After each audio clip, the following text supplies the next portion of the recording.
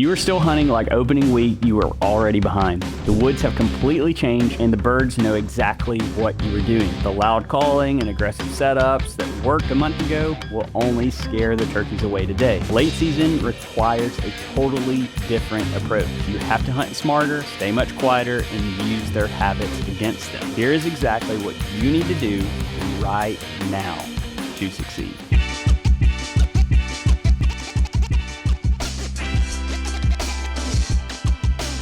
Welcome back to Revive Outdoors Academy. We teach adults how to hunt while making a lasting impact. Today, we're going to tackle late season. Pressured birds are nervous. They've heard every call under the book and they've seen a ton of hunters. Maybe even they've seen you a lot. To tag them, you have to adapt, even sometimes to your own habits. So we're going to break down shifting behavior, setup locations, and quiet woods calling strategies.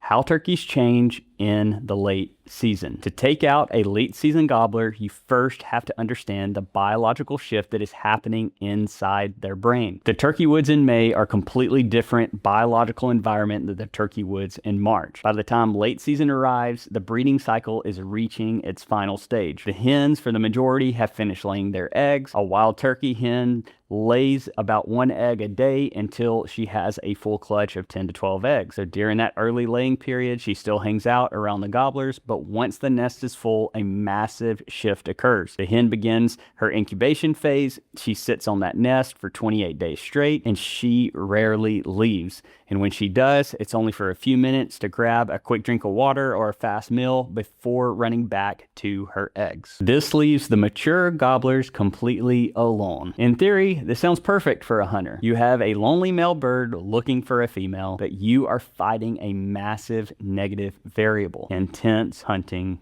pressure. For the last month, these gobblers have been hunted hard by you, by the poacher, by the neighbors, by everybody and their mama. They have heard every type of friction call, box call, diaphragm call sold in the stores and every truck that rides by the road where they can be seen. They have watched their flock mates get shot and taken out to never be seen again. They have heard truck door slam, four-wheelers driving down the dirt roads, and boots crunching in the leaves. Their survival instinct is at a maximum capacity. Because of this pressure, their daily behavior completely changes. The first thing that stops is the gobbling. Gobbling is a massive risk. As we said in the last episode, it announces their location early in the season. The reward is worth it, but they learn over time that it is not worth it. So in late season, after weeks of being chased by these crazy looking people in masks, the math starts to change. The risk is too high. A late season gobbler will often wake up on the roost, look around, lie down, and not make a single sound. He becomes a ghost. His movement also becomes very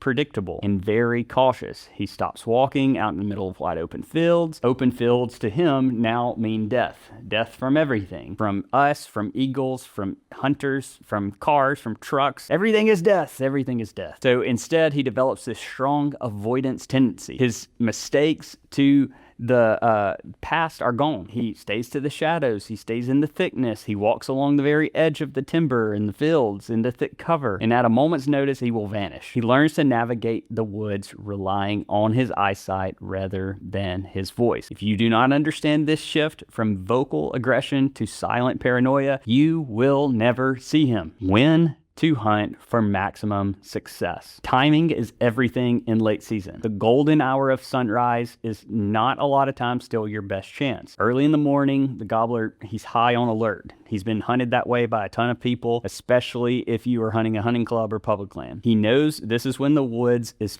full of human hunters. If you try a soft approach at dawn, you must be incredibly careful. You can't push close to his tree. You got to hang back. You got to stay silent. You got to let him fly down naturally, hopefully in your direction. Do not try to call to him off the branch. Let his feet hit the dirt. Let him figure out the surroundings and let him feel safe before you ever make a sound. The absolute best time to eliminate a late season bird is going to be that mid-morning key window. This window usually opens around 9:30 and stays open until 1 o'clock in the afternoon. So here's the analytical breakdown of why this works. Even in the late season, a few hens might not be sitting on their nest yet. They might still be up, with the gobblers right at sunrise. They will hang out with him for even maybe a few hours. The gobbler feels confident because he has company. But as the morning gets warmer, those hens remember they have eggs to tend to. And guess what? Around 10 o'clock, the hens simply walk away from the gobbler and they go to the nest. So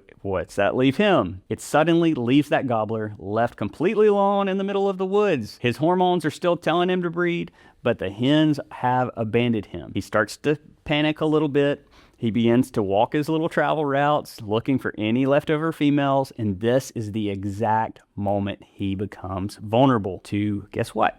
Your setup. A lonely gobbler at 11 in the morning is 10 times easier to tag than a cautious gobbler at 6 in the morning. If your local hunting laws allow it and you can hunt into the afternoon, the strategy shifts yet again. The afternoon is going to require some extreme patience. You are no longer trying to pull a bird to you. You are trying to intercept a bird that is going back to where he knows he is in his safety zone. So you want to figure out where that is. The evening roost area is going to be key. You don't necessarily want to set up directly under the trees, but you want to get comfortable on that main travel corridor leading back up to those trees. Sit quietly, get comfortable, grab a Newcomb blind, grab a lowlander chair. Off our website, use code REVIVE for 10% off. You do not call in this situation. You simply wait. It's like deer hunting them. I know a lot of people don't agree with this, but it's a way to do it late season. Afternoon hunting is an ambush game. You're using his daily pattern to your advantage. The late season calling strategy. Your calling strategy has to completely change. The loud, aggressive cutting, yelping has worked in March is not going to work. It's going to scare everybody away, all the birds, it's going to scare the deer, it's going to scare everybody away at this point, maybe even your fellow hunters. It tells them where you're at and where they need to get away from. Here's the thing. He knows real, and he knows if it's a hen that has survived, and he knows if it's you. A real hen in May is tired. She's quiet. She's trying to stay hidden from the coyotes and the bobcats you blamed all your poor success on. Your loud calls sound incredibly fake and out of place for that specific environment. So you got to adopt that less aggressive approach that we've talked about in the last video and the one before that, and you have to be putting down some realistic sounds, or really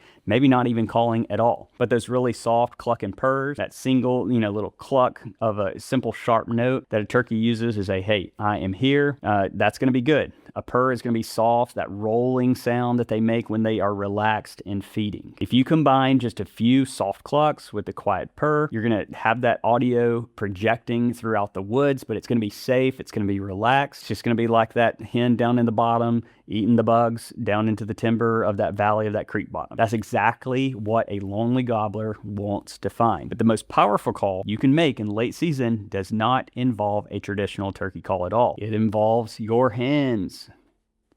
These are spirit fingers. Turkeys are constantly scratching the ground to find food. This makes a very distinct rhythmic sound. It's going to usually be